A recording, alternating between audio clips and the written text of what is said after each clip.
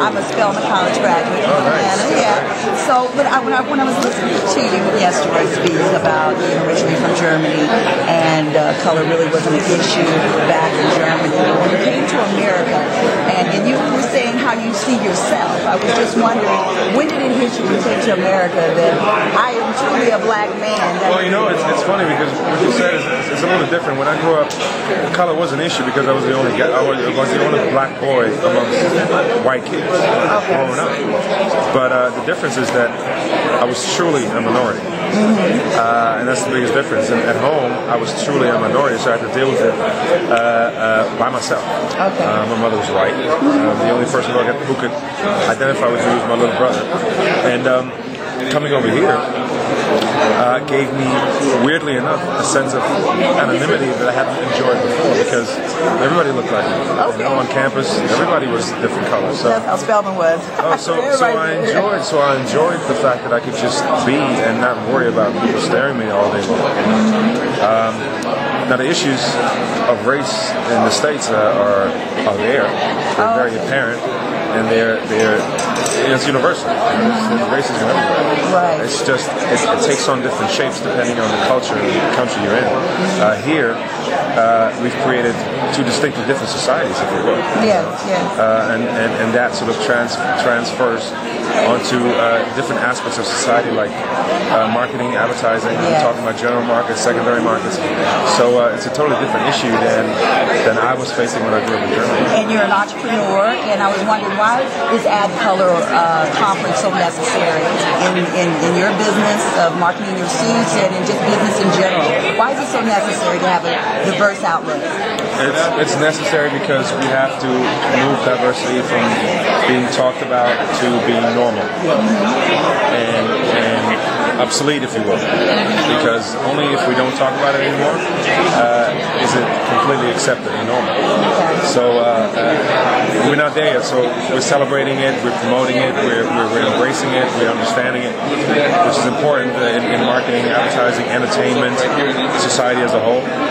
And ADCOLOR is very important that we cultivate that dialogue and we learn from each other how to promote that diversity because we're not there yet. You know, we're not in a place yet where we can just forget about it because it is part of our fabric as a whole.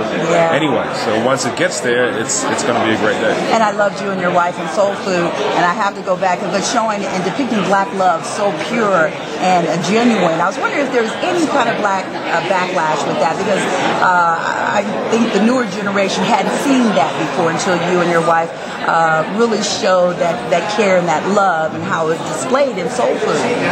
I was wondering, did anything come up that it was too explicit, your love with your wife on television with Soul Food, or was it totally just something that was totally embraced? We just don't see those kind of images, and I guess this kind of. I think it was trailblazing. I think it was something that I hadn't seen before, and I think it was important.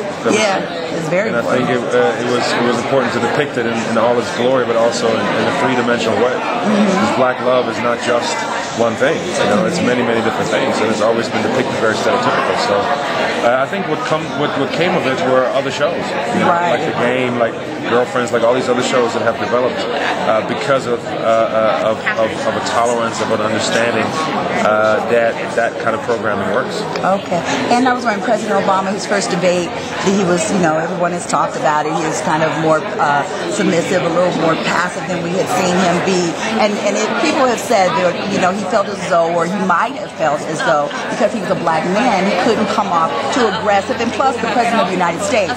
And some of those stigmas. And I was wondering if you had anything to say about that. I'm not sure it's one of his concerns. I think he wants to communicate his plan. I think he wants to communicate the fact that he is passionate about his people, his country, and everything from the economy to the healthcare to education to foreign affairs. And it was just different from that first debate to what we see. Well, he's human. Yeah. You know what I mean? There's so many impressions that he's a part of. That so many influences, so much going on around him that it's.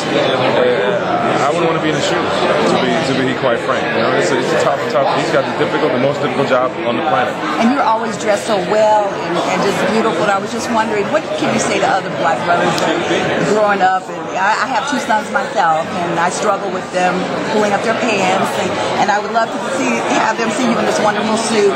What do you want to say to our black? I think there's a misunderstanding of what keeping it real means. I think our youth thinks that keeping it real means not caring. I think keeping it real means doing whatever is necessary to accomplish your goals. Okay. And part of that is pulling your pants up.